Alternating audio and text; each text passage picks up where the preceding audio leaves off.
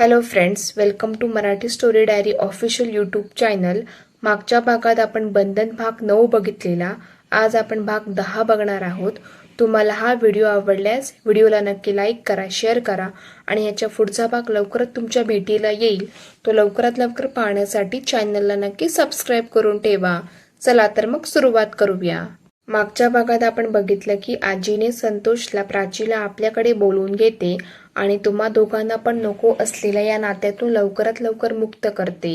एवढं बोलून आजीने रागाने कॉल कट केला. संतोष मात्र एकटक मोबाईलच्या स्क्रीनकडे बघत होता. त्याला काय आणि कसं रिॲक्ट व्हावं कळत नव्हतं. त्याने आपल्या कपड्यावर हात ठेवला आणि मनोमन विचार करू लागला. आधी तर त्याने दुर्लक्ष केलं, पण वारंवार आजीचे शब्द कानावर येऊन आदळत असल्याने तो थोडा अस्वस्थ झाला. भराभर त्याच्या डोळ्यासमोर प्राचीचा कालचा चेहरा येत होता. अंगावर कपडे नाहीये हे बघून तिची स्वतःला झाकण्यासाठी धडपड आठवत होती. कधी त्याची चिडचिड वाढली की वाकडे तोंड करून दुर्लक्ष करणारी प्राची डोकवत होती, तर कधी लाजून खाली मान घालून गालातल्या गालात हसणारी लाजणारी प्राची आठवत होती. ओ शिट म्हणत त्याने गडबडीने गाडीची चावी घेतली आणि ताबडतोब घरी पोहोचला. इकडे प्राची किचनमध्ये गुणगुणत नाश्त्याची तयारी करत होती. संतोषसाठी मेंदूवडा आणि सांबार बनवत होती. संतोषने प्राचीकडे बघत मोठा श्वास घेतला आणि सोफ्यावर बसताच त्याच्या तोंडून हुश निघाले. तो बसल्या बसल्या प्राचीच्या हालचालींकडे लक्षपूर्वक बघू लागला. कुणास ठाऊक, पण आज त्याला ही प्राची नवीन भासत होती. तिच्या अंगावरच्या साडीचा रंग खूप सुंदर दिसत होता आणि तो न आवडणारा रंग पण आज त्याच्या डोळ्यांना छान वाटत होता. तिच्या कानातील हलणारा झुमका इकडून तिकडे झोके घेत होता आणि तो लयबद्ध झोका त्याच्या मनाला हलकाच स्पर्श करून जात होता. कधी नव्हे तो तिला एवढं निरखून पाहत होता. कुणाक ठाऊक, पण आज त्याला प्राची बद्दल खूप आपुलकी आणि जिव्हाळा वाटत होतं.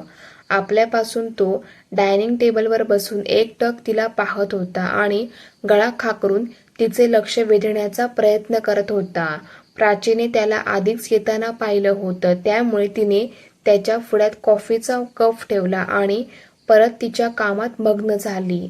संतोषला आज प्राचीशी बोलावंसं वाटत होतं, पण तिच्याशी काय बोलावं काय नाही हा विचार करत बसल्या बसल्या चुळबुळ करत होता.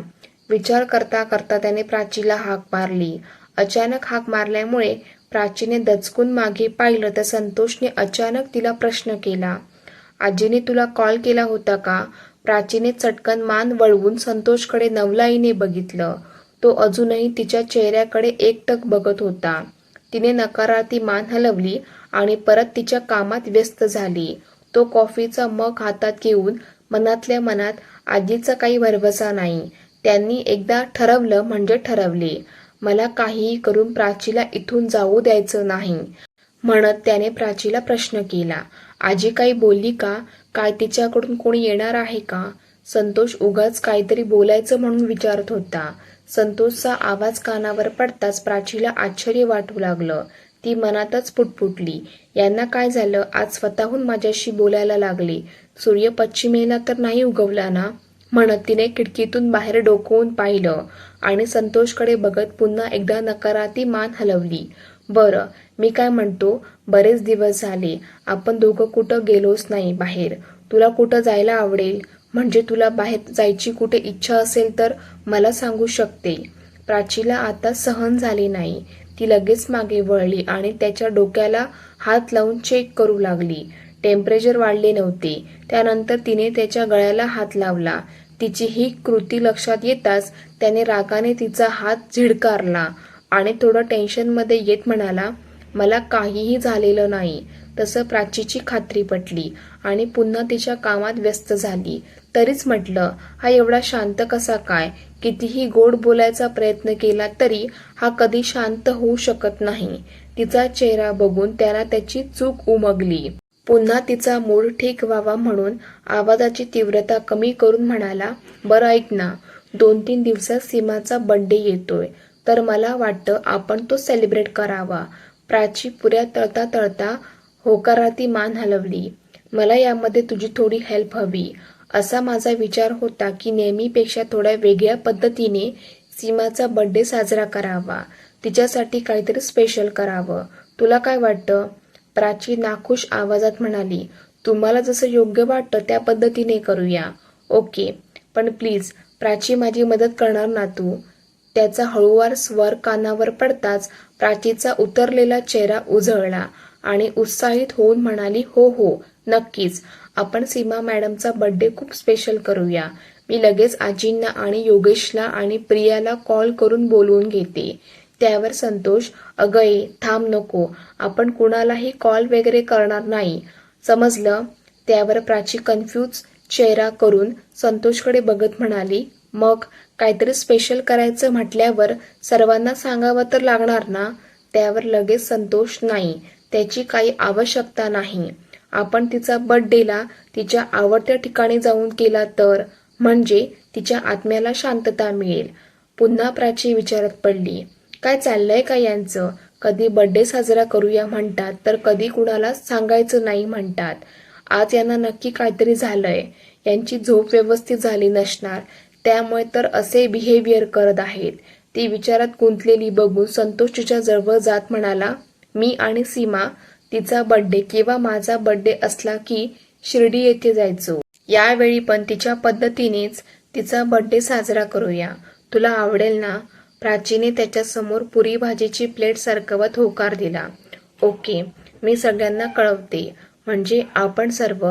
ती समोर काही बोलणार त्याआधीच संतोषने तिच्या कमरेत हात घालून तिच्या खांद्यावर हनुवटी टेकवत म्हणाला, प्राची, मी तुझं काय करू? काय सांगतो काय म्हणतो याकडे तुझं अजिबात लक्ष नाहीये. शिर्डीला फक्त आणि फक्त आपण दोघे जणच जाणार आहोत. ओके, आलं का लक्षात? घुसलं का नाही ह्या भेजात? संतोष अचानकपणे तिच्या इतक्या जवळ आला होता की तिला श्वास घ्यायचं भान राहिलं नव्हतं. श्वास रोखून ती त्याच्या हृदयाची धडधड ऐकत होती. पहिल्यांदा तिला काय बोलावं सुचलंच नाही. तो हळुवारपणे एक एक शब्द तिच्या कानाजवळ बोलत होता. त्यामुळे ती स्तब्ध होऊन ऐकत होती. तिला त्याचे शब्द तिच्या मनावर हळूवार मोरपीस फिरवल्याचा आनंद देत होते. त्याचा हवाचा स्पर्श तिला बेधुंद करण्यासाठी पुरे होता. ती काही बोलत नाही हे लक्षात येताच त्याने तिला आपल्या मिठीतून बाजूला केलं आणि तिच्या बंद डोळ्याकडे एकटक बघत होता. अचानक प्राचीला सभोवती त्याची पकड जाणवली नाही. त्याचा तो मोहक सुगंध स्पर्श जाणवत नसल्याने डोळे उघडले तर समोर हाताची घडी घालून संतोष तिच्याकडे एकटक बघत होता. ती पटकन मागे वळली. तिला काय करावे समजलेच नाही. आपला झालेला गोंधळ ओळखायला येऊ नये म्हणून तिने गडबडीत डब्बा उघडला आणि उगाच आतमध्ये काहीतरी शोधण्याचे नाटक करू लागली. तो पण गडबडला होता, पण तसं न दाखवता सावकाशपणे वळला आणि डायनिंग टेबलवरचा ब्रेकफास्ट फिनिश करू लागला. ती पण आडव्या नजरेनेच त्याला बघतच होती. तो पण तिच्याकडे जाणून बुजून दुर्लक्ष करून आवडीने नाश्ता फिनिश करत होता. नाश्ता संपवून त्याने वॉश बेसिनमध्ये हात धुतले आणि तिच्या गोऱ्या गालाकडे बघत गालातल्या गालात पुटपुटला, डिलिशियस. तसं प्राचीने त्याच्याकडे नजर वळवून बघितले. तो, अगं मी डिलिशियस म्हणालो, ते मी नाश्त्याबद्दल बोलत होतो. खरोखरच आजचा नाश्ता खूप स्वादिष्ट होता. तिने मान खाली घालून ओके म्हटलं आणि गालातल्या गालात हसू लागली. संतोष रुमालने तोंड पुसत म्हणाला, काही तासात शिर्डीसाठी गाडी आहे. लवकरात लवकर तयारी करायला लाग आणि हो, पुन्हा एकदा सांगतो, फक्त आणि फक्त आपण दोघे, ओके? तिने होकारार्थी मान हलवली. तो मोबाईलमध्ये बघत बाहेर निघून गेला. तिने गॅस बंद केला आणि हुश करत डायनिंग टेबलवर जाऊन कपाळाला हात लावून बसली आणि विचार करू लागली. आज संतोष असं का वागत आहेत? मला तर थोडा थोडा डाऊट येतोय. हे नक्की संतोषच आहेत ना? माझ्याशी स्वतःहून बोलायला आले, माझं मत जाणून घ्यायला लागले. याआधी तर असं कधीही झालं नाही. आज असं कसं झालं? हा चमत्कार म्हणायचा की अजून काही? कधी माझ्याशी गोड मधाळ बोलतात तर पुढच्या क्षणी रागाने फनफन करतात. असे बिघडल्यासारखे का करत आहेत? यांना वेड्याचे झटके वगैरे तर यायला लागले नाही ना? काय करू? आजींना कळवू का? अशा सिच्युएशनमध्ये मी काय करायला हवे? प्राची कपाळाला हात लावून विचार करत बसली होती. तोपर्यंत संतोष फ्रेश होऊन खाली आला. प्राचीला विचारमग्न अवस्थेत बसलेली बघून त्याच्या कपड्यावर आट्या पडल्या. त्याने डोळे मिटून स्वतःचा राग कंट्रोल करायचा प्रयत्न केला. प्राची, आवरले की नाही? पण प्राची आपल्याच विचारात मग्न होती. त्यामुळे तिच्या कानापर्यंत संतोषचा आवाज पोचला नव्हता. आता मात्र त्याच्या सहनशक्तीचा बांध फुटला. तो तरातरा चालत तिच्या जवळ गेला आणि तिच्या दंडाला धरून खेचलं आणि स्वतःच्या दिशेने वळवत थोडं ओरडूनच म्हणाला, प्राची, काय चाललंय?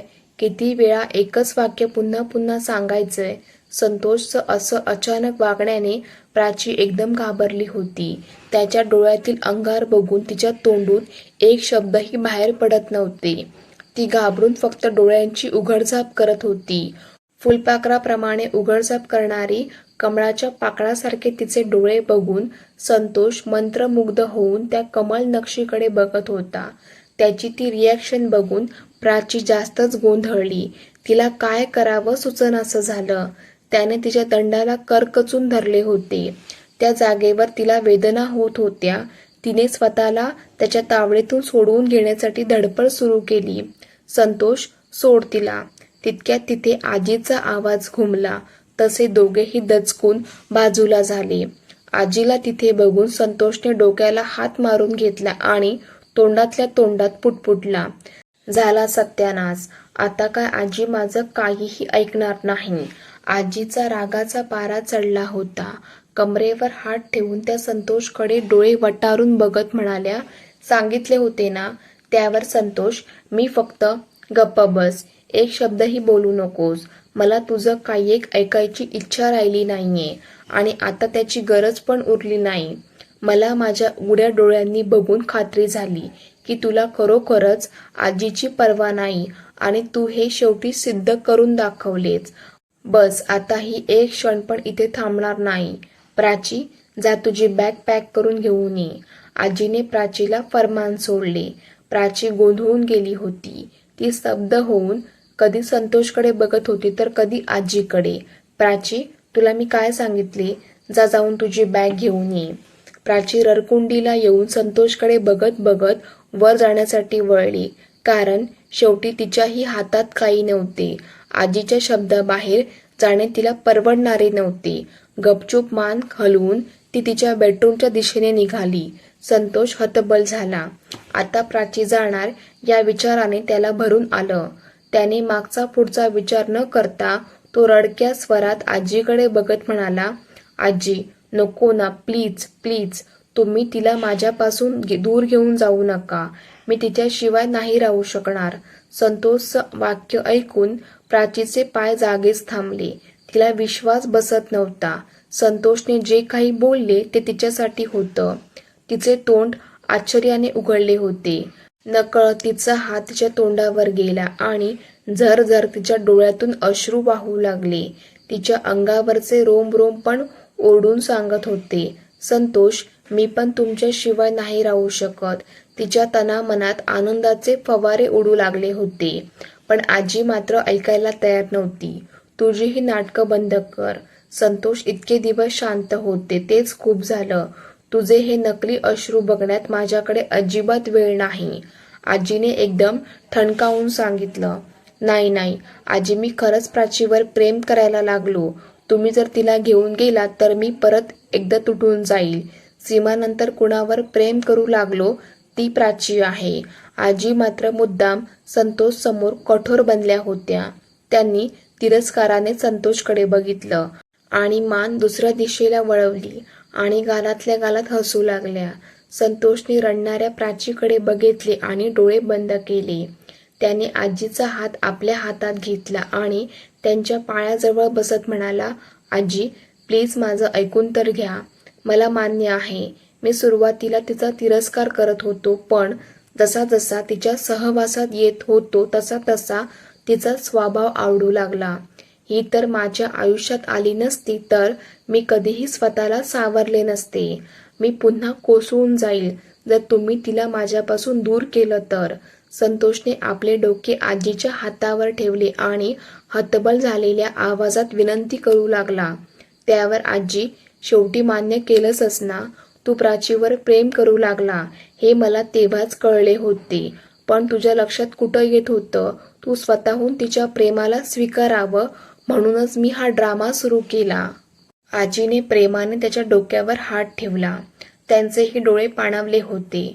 संतोषने बारीक डोळे करून आजीकडे बघितले. आजीने त्याच्याकडे दुर्लक्ष केले आणि दोघांना जवळ बोलवले. आता दुरूनच आमच्याकडे बघणार आहेस का? ये लवकर, मला माझी दोन्हीही मुलं माझ्या मिठीत हवीत.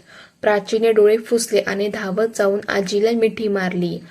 आजीने दोघांना आपल्या छातीशी कवटाळली आणि वर समाधानाने बघत डोळे मिटले. भावनेचा पूर ओसरल्यावर आजीने चेहऱ्यावर हास्य आणले आणि संतोषचा कान पकडून म्हणाला, सीमाचा बड्डे कधी असतो? तिला माहिती नाही म्हणून उगाच फसवतोस, असं बोलून त्याचा कान पकडला. त्यावर संतोष, माझा कान, सॉरी सांगतो, खरं सांगतो, आधी माझा कान सोडा. संतोषचे पितळ उघडं पडल्यामुळे त्याची मान शरमेने खाली झुकली होती. त्याने प्राचीकडे बघितले आणि खालच्या आवाजात म्हणाला, सॉरी प्राची, ॲक्च्युली आजीने मला धमकी दिली होती की त्या तुला कायमचं तिच्याकडे घेऊन जाणार, त्यामुळे माझ्या मनात इन्सिक्युअर फिलिंग येत होती. तुला गमवायच्या विचाराने मी थोडा घाबरून गेलो होतो, त्यामुळे तुला सीमाचा बड्डेचं निमित्त सांगून इथून घेऊन जाणार होतो. ते ऐकून मागे उभ्या असलेल्या प्रिया आजीच्या चेहऱ्यावर स्मित हास्य पसरले होते, पण प्राची मात्र रागाने संतोषकडे बघत होती. चला फ्रेंड्स, आजच्या पुरतं एवढंच. व्हिडिओ कसा वाटला ते कमेंट करून नक्की सांगा आणि अशाच नवनवीन गोष्टी ऐकण्यासाठी चॅनलला नक्की सबस्क्राईब करून जावा.